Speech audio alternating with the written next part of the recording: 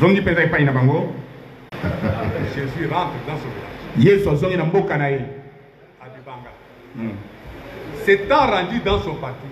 Asila iko koma na mboka na ye. C'était où? Ezaki wapi? À Nazareth. Na Nazareth. C'est là où il s'est rendu. Ne pa wapi azongaki. Il a enseigné dans la synagogue. Abandaki kolakisa kati na synagogue. De sorte que ceux qui l'entendirent, na lolenge te ba koyokaka ye, s'étaient étonnés. Bakamwaki. Et disaient, pe bazai koloba, d'où vient lui cette sagesse? Bwanya oyo eko uta wapi epai na ye? Et ces miracles. Pe bikama oyo.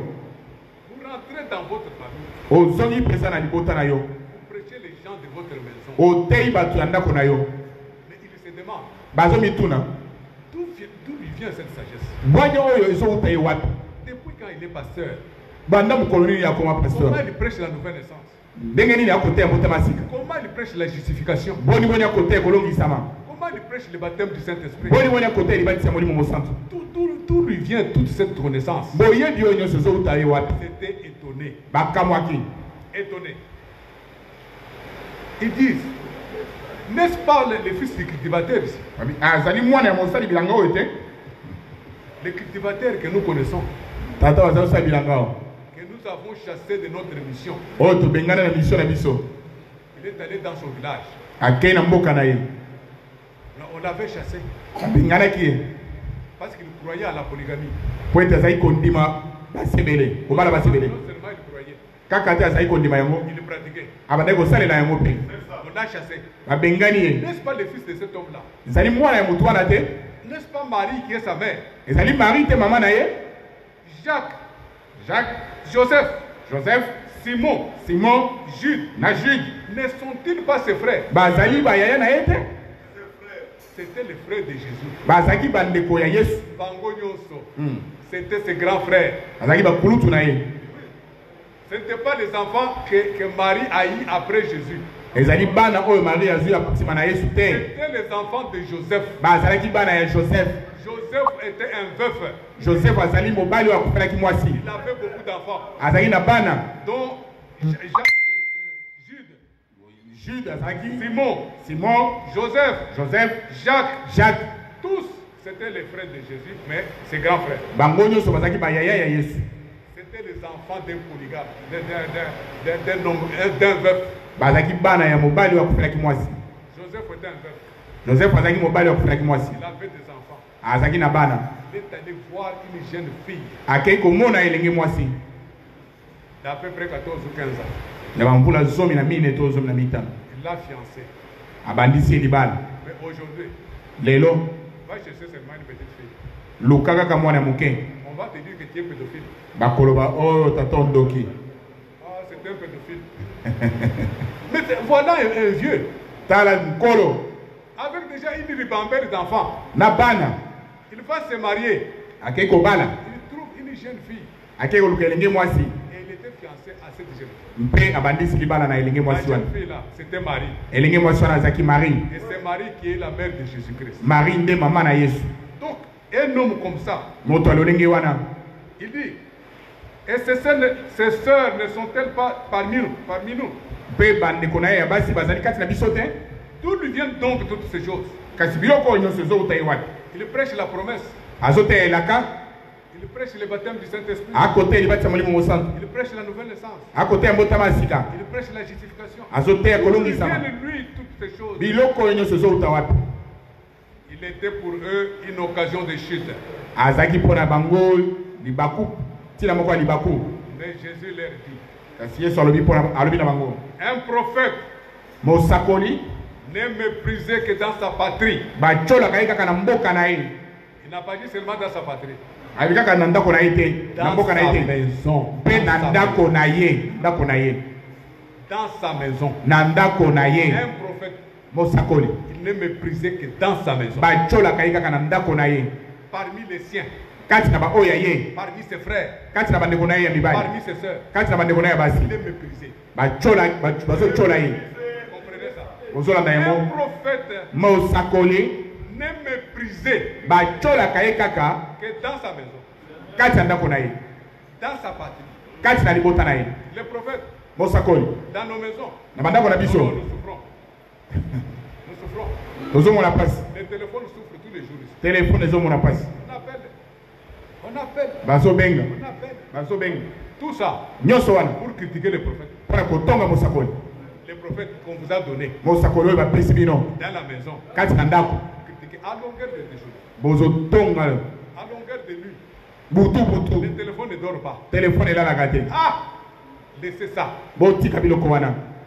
Laissez ça. Botika biloko wana. Laissez, ce n'est pas bon. Ali malamu te. Un prophète Mosakoli n'est méprisé que dans sa maison. achola makaka na ndako na ye. Et regardez ce qui est arrivé. Botala ekoni. Jésus ne fit pas beaucoup de miracles dans ces lieux Yesu asalaki bikamwa ebele te na esika wana. parce qu'il ne croyait pas en lui.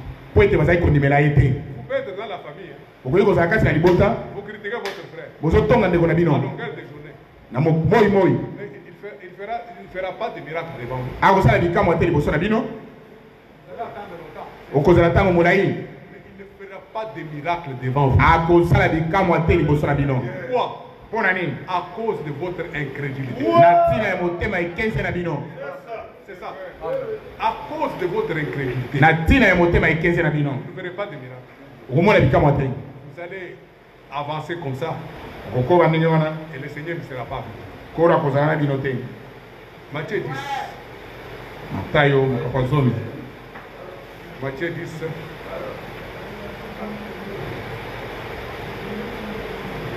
Matthieu 10, verset 34.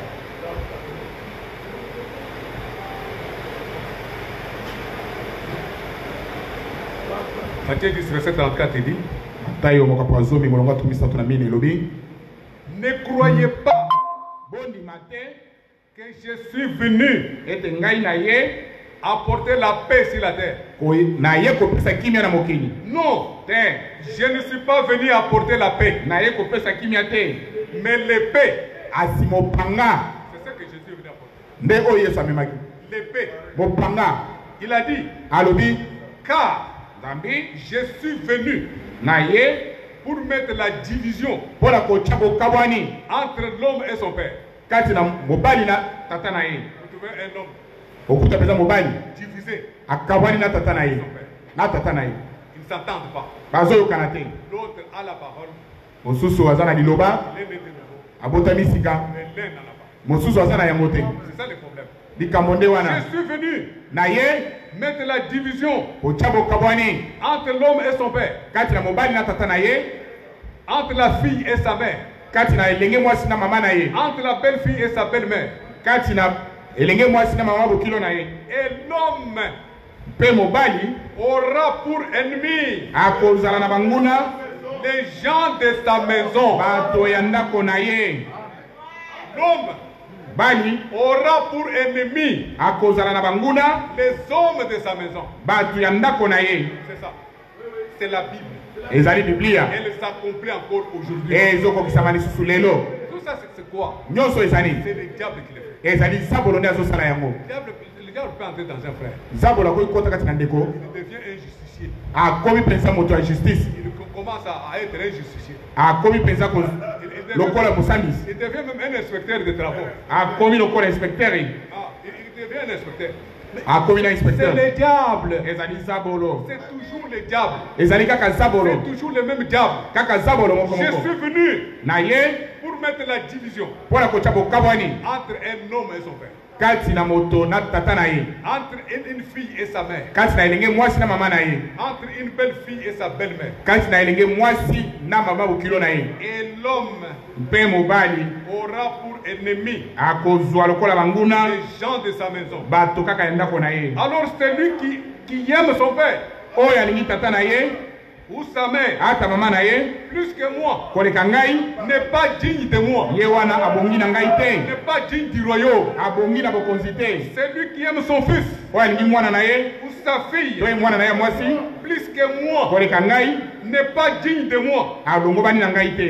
Celui qui ne prend pas sa croix oyo azomema ekulusu na ye te et ne me suit pas mpe akolanda ngai te, n'est pas digne de moi. alongobani na ngai te. Ceux qui sont dignes, seulement ceux qui ont pris leur croix, kaka baoyo bamemi ekulusu na bango, qui suivent Jésus-Christ, bango nde bazolanda yesu kristo, ceux-là sont dignes de lui. wana ba C'est la longo bali na même ye. chose pour les frères. Ezali pe lenge moko pour Un bandeko. frère qui ne prend pas sa croix, Ndeko azo so écluse na ne yete. suit pas Jésus-Christ, Akolanda Yesu Kristo n'est te. pas digne de rester dans ta maison. A longo bali te kozala ndako na yo. Et toi, je te dis ça. C'est toi. Un frère n'est pas digne Ndeko wana longo bali te. de rester dans ta maison. Kotikala na ndako na yo. Parce que vous logez des démons, Po ete bovandisi milimo mabe. vous logez des sorciers, Bovandisi bancho. vous logez des mauvais esprits. Bovandisi milimo mabe. Ils ne sont pas dignes de rester dans ta maison. Elongo bali te kovanda na bandako na Parce bino.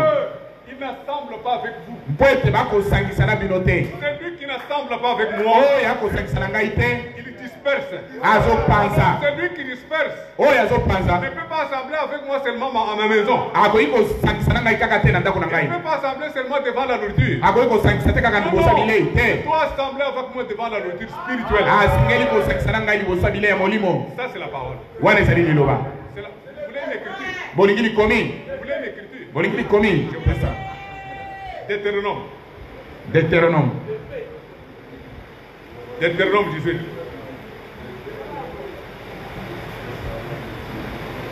Une écriture. Mais je voudrais lire dans la version du Seigneur. La version du Seigneur, là, ça plus correct.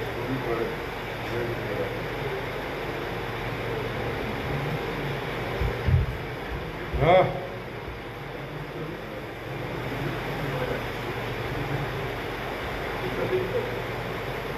Deutéronome 18, 10. Ah, je suis là. Deutéronome 18, verset 10. Molongo ya zomi. Elle dit Elobi. qu'on ne trouve pas chez toi Bakuta te epai na yo. personne Muntu moko. qui fasse passer son fils ou sa fille par le feu. Oyo akolekisa mwana ya mobali to ya mwasi na moto. Personne. Moko te. Ah, je n'ai pas pris la version du Seigneur. Ah. Cette version bon, je vais retrouver la version du Seigneur. Il dit personne qui exerce le métier de devin Moko te oyo akosala mosala ba bikudi. ou le métier d'astrologue To mosala ya astrologue. ou le métier d'augure To oyo ya ba augure. ou de magicien, To ya bato na soloka. celui qui ne présage pas sur l'avenir. Oyo akomona te maiko ya liboso. Le métier d'enchanteur. Mosala ya mamandona. Personne qui consulte ce qui évoque des esprits. Moto azokende kokutana na baye bazobila milimo. Ah, c'est bien, ça c'est bien. Ok. Alors, qu'on ne trouve pas chez toi Bakuta te epai na yo. celui qui immole sa fille, son fils ou sa fille Oyo akokata mwana na ye mobali to ya mwasi mutu. par le feu. Na moto. Personne qui pratique la divination, Moto oyo akosala mosala ba bikudi. qui recherche des présages. Akoluka mabanzo na ye. Qui recherche des présages. Akoluka ba présage. Qui consulte les augures. Oyo akokende kotalisa na ba milimo. Où ça donne à la magie. Akomipesa na soloka. Personne qui jette les sorts. Moto oyo akopwaka libabe. Qui consulte les esprits de devin. Oyo azokende kokonsulte milimo ya bamandona. Ou qui interroge les morts. To akosolola akotuna bawei. Car le Seigneur Zambi nkolo est en abomination azali mbindo avec ceux qui se livrent à de telles pratiques. na bato oyo bakosala esalelo wana. C'est parce que le peuple qui habite le pays Ezali po ete bafandi ya mboka. où vous allez entrer s'y adonne Bafandi ya mboka oyo olingi okota bazongomipesa. que l'Éternel Dieu va le déposséder en votre faveur. Yahweh nzambe akolongola bango yango. Mais dit qu'on ne trouve pas chez toi. Ayi bakuta te epai na yo. Chez toi, c'est chez toi. Epai na yo ezali epai na yo. Dans ta maison. Na ndako na yo. Qu'on ne trouve personne. Bakuta moko te. C'est quoi? Il Ezali. faut que tous ceux qui vivent dans ta maison Esengeli te bayebanso bakomika na ndako na yo. prient avec toi. Babondela elongo na yo. Là, vous êtes dans un même esprit. Wana bozali na molimo moko. S'ils ne prient pas avec toi, Soki bakobondela na yo te. vous n'êtes pas dans le même esprit. Bozali na molimo moko te. Vous vous levez le matin, Nabuki na tongo. vous vous allez à l'assemblée, yoke na lisanga lui il prend son chemin, ya zuzela na ye il va chez les protestants, ake pa ba mission il va chez les catholiques, eke ake pa ba il va chez les mumpe pentecôtistes. ake pa ba tranquille la Chassez une telle personne. bengana mutu motindo wana Oui, oui. C'est moi qui vous l'ai dit. ngai na ibisino yango Chassez-le. bengana ye Elle attire des démons dans votre maison. azo benga milimo mabe na ndako na bino Donc on ne trouve personne bakuta moko te qui vient chez toi oyo azo epa na yo et ne prie pas avec toi. mpe azobondela na yo te Surtout chez moi. mingi epai na Moi, yo je suis le prédicateur. ye azali motei Je suis le chef de la Keïla. nazali mokambi ya keila Tous ceux qui sont dans ma maison baebaso bazali kasi na ndako na ngai doivent adorer dans la même Keïla que moi. basengeli kokumamela na keila moko na ngai Sinon, ils assemblent contre moi. pamba te bazopanza kotelemela ngai Et moi, je suis décidé wana nazwi mokano de chasser tout le monde ya kobengana bato nyonso qui ne prie pas avec moi. oyo bakobondela na ngai te Ne me dites pas, ah, c'est moi, c'est votre soeur. Ah bon? C'est votre soeur. Hein? Une soeur qui ne prie pas. Qui ne prie pas avec moi. azobondela na ngai te Non, non. te Elle n'est pas ma soeur. azali ndeko na ngai ya mwasi Parce te qu'elle n'est pas née de nouveau. mpe ete abotami sika te Elle n'est pas née de la parole. abotami na liloba te Vous allez dire tout ce que vous direz. okoloba nyonso bolingi Mais moi, ngai je chasse akobengana tout le monde qui ne prie pas avec moi. nyonso azobondela elongo ya ngai te Parce que je voudrais que po ete nakolinga ete moi et ma maison, ngai na ndako na ngai nous servions le Seigneur. amen tosalela nkolo C'est ça. La Bible dit, biblia elobi moi et ma maison, ngai na ndako na ngai nous servirons l'Éternel. tokosalela yawe Il n'a pas dit moi et une partie de ma maison. abi te ngai na eteni ya ndako na ngai Moi et ma maison. ngai na ndako na ngai Nous servirons l'Éternel. tokosalela yawe C'est pour ça, mpo na yango il ne faut pas me critiquer. kotonga ngai te Il ne faut pas prendre le téléphone. Commencer à raconter. kobenga bipai na bipai te C'est pas bien. ezali malamu te C'est pas bien. Vous devez vous repentir. osengeli koyambola Vous devez vous repentir. osengeli koyambola Je vais lire dans l'âge de Pergame. na kotanga na eleko ya pergame Frère Branham dit ceci. ndeko bwana mazoloba boye Soyez toujours bons.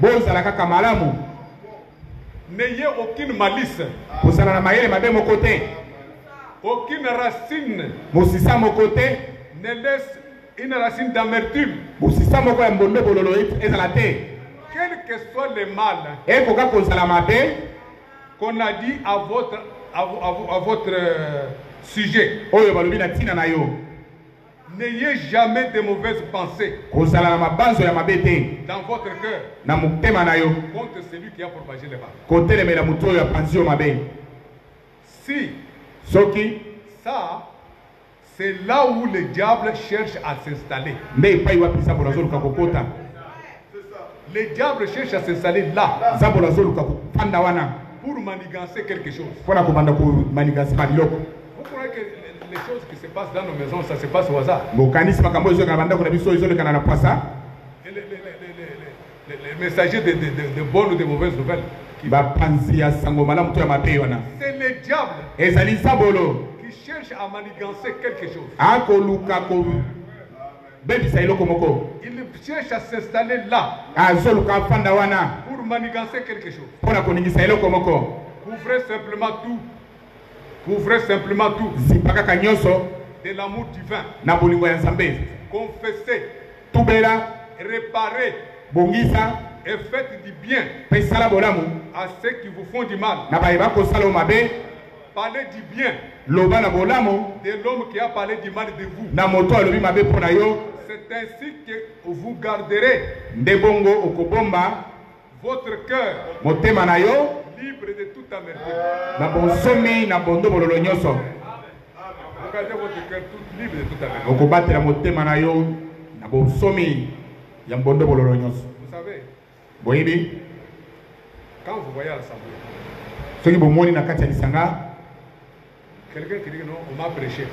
moto koloba ete batei ngai Ah, on m'a prêché. oyo batei ngai Ah, ce jour-là, on m'a prêché. mokolo wana batei ngai Vous venez à l'assemblée seulement pour écouter ça. yo na lisanga nde eloko oyokaka yango wana Toutes les paroles qu'on a dites là, maloba nyonso ya kitoko elobami wana ça ne vous intéresse pas. etali yo kutu te Seulement une seule parole. kaka liloba moko C'est quelqu'un qui est comme ça moto ya lolenge wana n'est pas venu pour assembler avec vous. aye mpona kosangisa na biso te Il n'a pas l'amour de Dieu. azali na bolingo ya nzambe te Parce qu'il est venu po ete aye pour saisir une parole. Pona kozwani loba moko kaka. Ah, balobi na ngabo. Ah, balobi na ngabo. Yo zanani. Qui es-tu? Qui es-tu? Ozanani. Quelqu'un parle à la chair. Il parle des choses et d'autres. Moto akoloba na ite lo akoloba makambo Il peut nyonso. emporter dans les mauvais ou dans les bons sens. Akumbami na lolenge ya malamu to ya mabe. Il peut dire une chose qui ne lui passe pas d'esprit. Akoki koloba eloko moko eleki na Na esprit na ye. Une occasion de non, balobi na ngai. Ezali te libaku osimba wana alobi ni ngai. Bazote ya ngai. Wana baoteya kaka ngai. Ah, la kokende so na assemblée wana te. Kokende te, kuya epa na ngai te. Ah ouais. Kokende te, kuya epa na ngai te. C'est ça. Parce que vous venez à l'assemblée. Si vous ne voulez pas venir à l'assemblée, Soki olingi kwa na lisanga te. c'est parce que vous avez entendu ceci. Ah, vous avez entendu ceci. Oyoki boy, oyoki boy. Vous avez, donnez-moi ça. Vous avez des oreilles comme ça. Matoi ya kufunga makaka boy. Cherchez à écouter ce qu'on va dire. Kolukaka koyoka nini bakoloba. Et quand on dit, Petango bakoloba. allez, vous prenez. Wana osimbeli wana osui. Non, il avait dit ceci ces jours-là. Alobaki boy Moi, mokolo wana. je peux être ici. Les prédicateurs prêchent les choses. Même moi, quand je prêche, Ngai na kozala wa atanga ndenge na lote ya boy. il y a beaucoup de choses que j'ai dit. Eza na makambo ebele na zoloba. Mais il y a des paroles qu'on doit saisir. Eza na maloba oyo esengeli kosimba. Il y a des paroles qu'on ne doit pas saisir. Eza na mosusu oyo esengeli eleka nango. Parce que tout ce que je dis n'est pas ainsi dit le Seigneur. Mpo ete nyonso azoloba ezali kaka boye elobi nkolo te. Je peux parler aussi comme un homme. Nakoki koloba mpe lokola moto c'est vrai. Donc il faut saisir ce qui est de Dieu Esengeli kosimba oyo ezali ya Nzambe. et rejeter ce qui n'est pas de Dieu. Amen. Kobwakisa nyonso oyo ezali ya Nzambe te. Aller de l'avant. Mpe okende liboso. Surtout, mingi il faut prier pour moi. esengeli kobondela mpo na motei. Il faut prier pour moi. Esengeli kobondela mpo na motei. Pour que Dieu me bénisse. Po ete Nzambe apambola ye, Que Dieu m'assiste. asunga ye, Que je ne dise pas encore ces choses-là à l'avenir. naloba lisusu makambo wana te na mikolo ekoya. Il faut prier pour les prédicateurs. Esengeli kobondela mpo na batei. Vous venez ici pour voir les prédicateurs, il est Dieu. Oye okanisi motei ye nde Nzambe. Lui ne peut pas dire quelque chose qui sort de travers. Ye akoloba eloko moko te oyo ebimi libanda. Pourquoi? C'est pas ça. Je vais encore lire ici. Dans le Christ est révélé par sa parole. Kristo amonisami na liloba na ye. Maintenant, Sikawa vous formez tous un grand et merveilleux groupe. bokosala sikawa ngulupa moko mpe ya esengo ya malamu. Mais souvenez-vous Kasi bokanisa de mon avertissement. na bokebisi na ngai. Satana Ne laissera pas les choses ainsi. akotika makambo boye te. Non, monsieur. Te mwana mboka. Il ne laissera pas les choses ainsi. Akotika makambo kaka boye te. Il injectera toutes sortes de choses. Akokotisa lolenge nyonso ya biloko. S'il doit introduire quelqu'un Soki akokotisa mpe moto moko pour atteindre son objectif, po ete akokisa ntina na ye, il le fera. akosala yango. Il introduira un critiqueur. Akokotisa motongi moko kati na bino. Lui, Ye wana on lui donnera une place.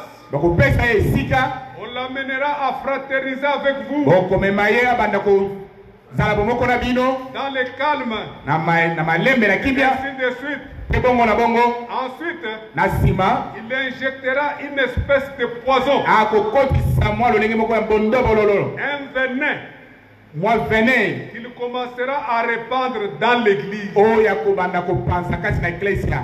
N'ayez pas part à cela. Bozala na esika na wana te. Restez simplement aimable, Botikala kaka na bolingo aimable, doux et gentil. na bopolo mpe na kimia. Priez pour cet homme-là Bondela mpo na motu wana ou pour cette femme-là. to mpo na mwasi wana. Priez pour eux. Bondela mpo na bango. Restez ensemble, Botikala elongo unis. bosangani. Restez avec votre pasteur Botikala na mobateli na bino et respectez-le. mpe botosa ye. Amen. Restez avec votre pasteur Botikala na pasteur na bino et respectez-le. mpe botosa ye. Respectez-le. Botosa ye. C'est très grave. C'est très grave. Dans les sommes. Je peux vous dire encore quelque chose. Un petit quelque chose. Atanga na bino sumo eloko moko moke.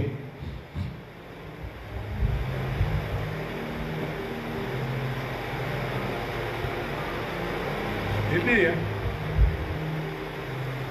dans la lettre 19, Na mokanda kotambola numéro 19. quand Dieu veut faire quelque chose, Soki Nzambe alingi kosala eloko moko, il laisse venir des difficultés. azotika koyaba nkokoso S'il veut faire quelque chose, soki alingi kosala eloko moko il nous conduit dans une situation impossible. akokamba biso na situation moko ya makasi koleka. Vous avez compris? Olandi Quand Dieu veut faire quelque chose, soki nzambe alingi kosala eloko moko il vous conduit dans une situation impossible. akokamba na situation moko oyo ezali impossible. Ce n'est que là ezali kaka wana où Dieu nde nzambe a l'intention de faire quelque chose de particulier. azali na mabanzo kosala eloko moko ya kokamusa Là où il s'agit de sa parole de la promesse, epai wapi etaleli liloba na ye ya elaka que l'ennemi frappera de toutes ses forces. oyo monguna akobeta na bokasi na ye nyonso Il veut faire échouer alingi azangisa yango et détruire mpe abebisa les intentions et les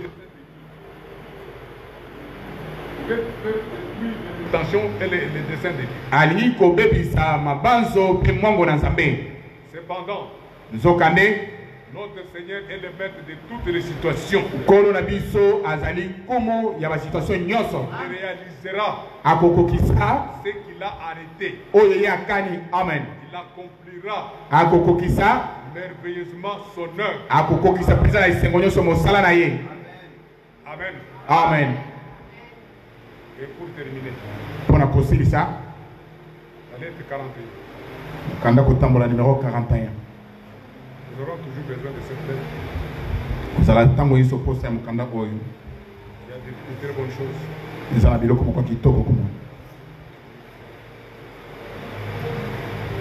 Il dit ceci. alobi boye Les calomniateurs bakoseli bato makambo est placé par Dieu yo bango batiami epai na nzambe au même niveau que les sorciers, lolenge moko na bandoki les trompeurs, bato na lokuta l'idolâtre, bangumemeli bikeko les voleurs, moyibi les critiqueurs, batongi comme aussi les chicaneurs, lokola mpe bamiyibi les colériques bato na kanda et les vulgaires égoïstes. mpe bato ya lokoso ya mbongo. L'égoïsme est toujours vulgaire. lokoso ya mbongo ezala kaka pamba Il produit la division. ebotaka bokabwani Plusieurs perdent le contrôle, ebele bazobungisa contrôle se retirent, bazokomibenda alors que d'autres tombent dans l'ivrognerie, nzokazokwea na molangwa dans les orgies, na baposa kolekisa comme l'écrit Paul. lokola Paul akoma yango Il dit, alobi les malentendus, boyoki mabe la suspicion, kosoupsone moninga la discorde, bokabwani les bavardages, bilobaloba les médisances bilobela et toutes choses mauvaises mpe biloko nyonso ya mabe auxquelles on n'oserait même pas penser oyo wapi tokoki ata kokanisa te se trouvent au milieu des croyants. ezali na kati ya bandimi. La persécution extérieure monyokoli oyo ya libanda se trouve au milieu des croyants qui prétendent faire partie de l'église épouse. yango ezali kati na bandimi oyo bazobanza ete bazali na kati ya eklesi ya mwasi na libanda.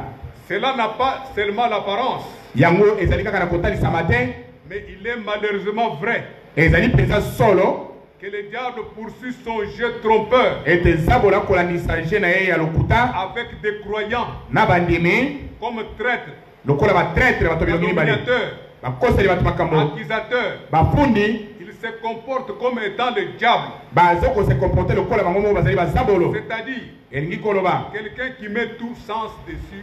moto akotia nyonso kibwidi kibwidi. Mais la persécution extérieure kasi monyokoli ya libanda a toujours à rassembler les croyants. yango esangisaka bandimi. Si une famille est persécutée de l'extérieur, soki libota moko bakondikola yango na libanda ça rassemble toute la famille. ezosangisa libota yango. La persécution extérieure. monyokoli okouta libanda Alors que nzokande la discorde intérieure, bokabwani ya kati intérieure à une famille, la discorde intérieure, bokabwani oyo ya kati intérieure, oyo ya kati paralyse la famille, ezobebisa libota, les sépare. ezokabola yango. Chacun va de son côté. moto na moto ake ngambo na ye À la merci du diable. na merci ya zabolo. Nous devons être unis.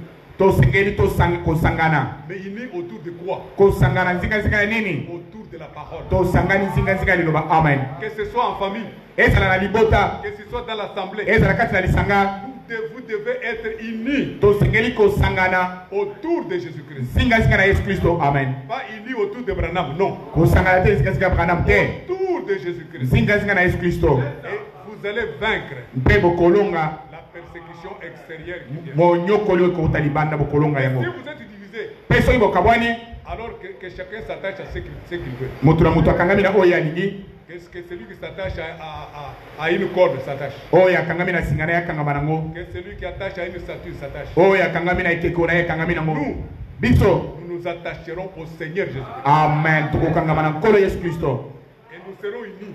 mpe tokozala bomoko Ceux qui, comme nous, na baye lokola biso s'attachent au Seigneur. bakangami na nkolo amen C'est ça ma vision. nde vision na ngai ezali bongo Et c'est ça ce que je crois. nde yango nazondima Nous ne devons pas être mis en ballottage. tokoki kotepatepa te Ah non, non, il a dit c'est ça. alobi boye Ah non, il a dit c'est ça. alobi boye Vous venez ici pour être un inspecteur. awa okomi inspecteur Un inspecteur de ce qu'on dit. Ah. Laissez ça. botika wana En ce qui concerne les divers problèmes intérieurs des communautés, na oyo etali makambo ya ndenge na ndenge ya kati ya communauté Frère Branham dit qu'en fait, ndeko Branham alobi ete suivez ça. bolanda yango En fait, dans 99% des cas, na 99% ya baka 99% des cas, abi na 99% ya baka ce sont ceux qui racontent, ezali baye oyo bazoloba bazobeta masolo ceux qui présentent les réclamations, oyo bazotalisa kaka baréclamation ceux qui les critiquent. oyo bazotonga Ce sont eux ezali bango nde qui ont en réalité créé les problèmes. amen bango nde na bosolo bakeli likambo yango C'est ça. Le problème peut être petit ici. likambo ekozala moke boye Mais ceux qui racontent tout de suite, oyo azobeta lisolo ya likambo yango ceux qui enveniment la situation, oyo azofula moto oyo bazotonga ceux qui utilisent le téléphone tous les jours, oyo bakosalela na telefone mikolo nyonso eux bango nde qui ont créé les problèmes. nde bakeli likambo yango Et le frère Franck dit, c'est dans 99% des cas. ndeko Frank alobi ete na 99% ya ka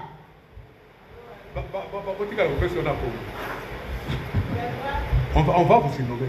nakopesa yo na bakombo À cause d'appeler. na ntina ya koloba kubenga koloba Moi, j'ai fait l'AVC. Vous savez ça? bateli asala AVC J'ai fait l'AVC. Mais quand je me réveille, je dis, oh, on t'appelle de telle part. T'es là. Salut. Vous savez que ça peut me donner l'AVC. boyebi te ke kopesa lisusu Vous ne savez pas ça. Et quand ça va me donner l'AVC, vous viendrez pleurer. Ne venez pas. Quand j'aurai l'AVC. Ne venez pas. Ne venez pas quand j'aurai l'AVC. Parce que c'est vous, à 99% qui créez ça. Frère Branham a dit qu'à 99%, ndeko Branham alobi ete 99% ya baka ce sont ceux qui présentent des réclamations ezali bato bazokopresente baréclamation qui en réalité ont créé les problèmes. bango nde bakeli likambo yango na bosolo C'est à qui Dieu peut parler kaka baoyo wapi nzambe akoki kolobela et se laisseront exhorter, bakomitika kolendisama se laisseront reprendre. bakomitika kozwa mpamela Ceux-là baoyo wana seront de Dieu. bakutana nzambe c'est ça Tous les autres basusu oyo repousseront chaque exhortation, bakobwakisa lilendisi nyonso s'imaginant être dans leur droit. kokanisaka ete bango baza na ndingisa na bango Ils ne remarqueront pas du tout combien les intentions de Dieu sont bonnes à leur égard. bakomona te boni mapazo ya nzambe ezali malamu kotalela bango C'est ça. Et combien souvent les pensées des croyants sont dirigées les uns contre les autres. boni mabazo ya bandimi ezokambama bamoko kotemela bamisusu Elles sont rendues crédibles par les esprits méchants ekomami endimisami na milimo oyo ya mabe ya kanza qui acceptent que les choses sont ainsi. oyo ezondima ete makambo yango ezala kaka bongo La vraie foi kondima ya solo repose dans le cœur evandi na motema et est enraciné dans les pensées d'amour et de paix. amen mpe echemisisa na mabanzo ya bolingo mpe ya kimia C'est également dans le cœur ezali mpe na kati ya mitema que prennent les sentiments de destruction, na epai wapi baposa ya kobebisa eutaka dirigés les uns contre les autres oyo ekambami bamoko kotelemela baninga et inspirés par l'ennemi. mpe epemami epai ya monguna Il se fixe dans le monde de la pensée. ekokende kovanda na kati ya mabanzo Nous devons résister chacun à chacune de ces pensées tosengeli kotelemela moko ya mabanzo oyo qui cherchent à occasionner oyo ezoluka kopesa libaku des dommages à des individus kopesa mabe na bato et à la communauté. mpe na kati ya kominauté Louer et remercier soit le Seigneur. akumisama asanzolama ezala nkolo C'était une exhortation d'État. ezaki lilendisi Nous avons dit. lobi Nous ne le répéterons pas. mpe tokozongela yango te Parce que quand nous allons y devenir, ntango tokozongela yango nous passerons à des mesures draconiennes. tokoleka na bamesire moko ya makasi Que Dieu soit remercié. nzambe azwa matondi amen Que Dieu soit loué. nzambe azwa lokumu Au nom de Jésus-Christ. na nkombo na yesu kristo Amen. amen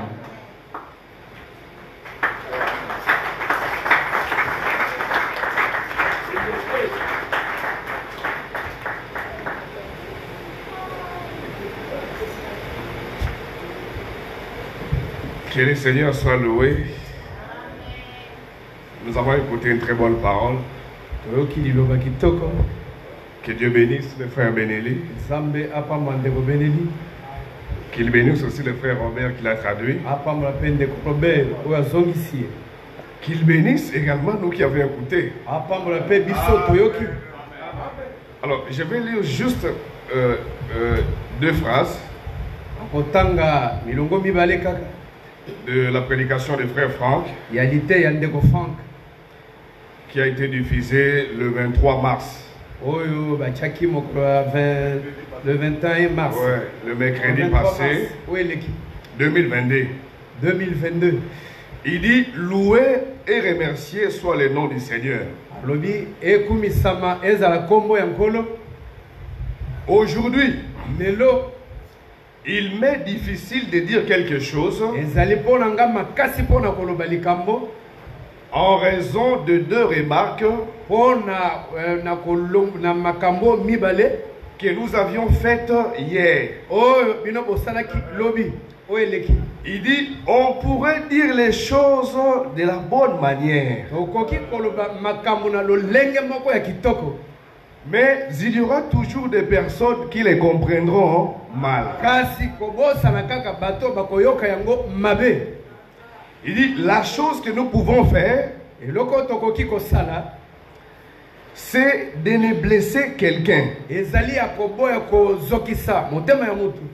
Nous voulons que tous les hommes se sentent bien. Il dit, on peut dire une chose de la bonne manière, mais il y aura toujours des gens qui les comprendront mal. C'est étonnant de voir que même à Krefeld aussi, ça c'est frère Franck. Alors, que le Seigneur vous bénisse. Aujourd'hui, je ne sais pas s'il y en a des visiteurs, des frères qui sont venus pour la première fois, et des sœurs. S'ils sont là, ils peuvent se tenir debout. Nous allons les recevoir. S'ils ne sont pas là, nous avons notre frère qui avait déjà été présenté par le frère Benelli. Oui, on peut quand même vous recevoir. Comment on vous appelle encore? Le frère Amissi. Ouais. C'est le grand frère du père de notre frère Gédéon. Il habite au Kankokolo. Que le Seigneur vous bénisse, frère. Venez aussi le mercredi. Le vendredi aussi. À partir de 16h30. Pour écouter la parole. Vous pouvez vous asseoir. Nous avons également les frères.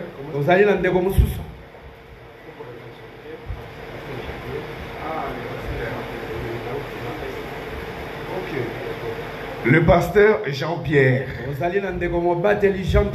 Il vient de l'Est. Il a été invité par notre bien-aimé frère Malia. Que le Seigneur vous bénisse. Peut-être que vous aurez l'occasion de saluer l'assemblée. Prochainement. Oui, nous sommes écoutés à travers le monde entier. Nous avons également des salutations qui viennent des frères du Rwanda, le frère de la Côte d'Ivoire et des frères de l'Angola. Ils nous ont demandé de vous transmettre leurs salutations. Est-ce que vous les avez reçus? Que Dieu vous bénisse. Alors, nous allons inviter les frères Malia pour qu'ils viennent prier et congédier l'assemblée. Ensuite, nous allons chanter avec les frères Gédéon.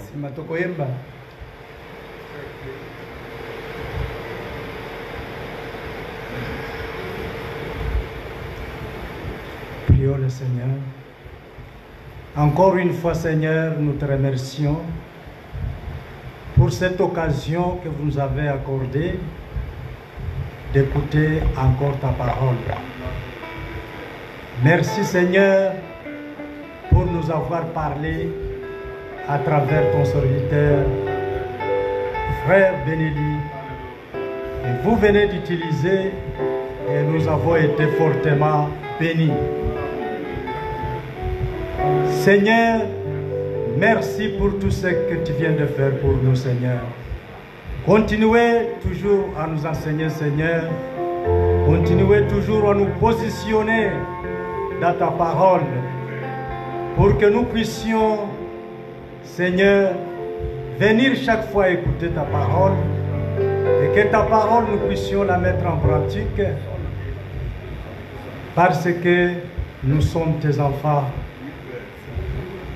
Merci pour les ministères locaux que vous avez établis ici, Seigneur, pour que nous puissions être affermis et pour que nous puissions attendre dans une bonne espérance pour la réalisation de la promesse que vous nous avez accordée. Donnez à chacun de nous, Seigneur, la patience de venir écouter ta parole et d'attendre la promesse qu'elle puisse se réaliser entre nous, Seigneur. Bénis les frères et les sœurs qui ont écouté ta parole. Bénis chaque sœur, chaque frère dans le chemin de retour. Gardez-les et protégez-les, Seigneur. Et que ton Saint-Esprit continue toujours à nous rappeler ce qui nous a été donné ici ce matin. Merci, Seigneur, pour tout ce que tu voudras faire pour nous, dans le précieux nom de notre Seigneur Jésus-Christ. Ainsi, nous le demandons. Amen. Nous allons chanter.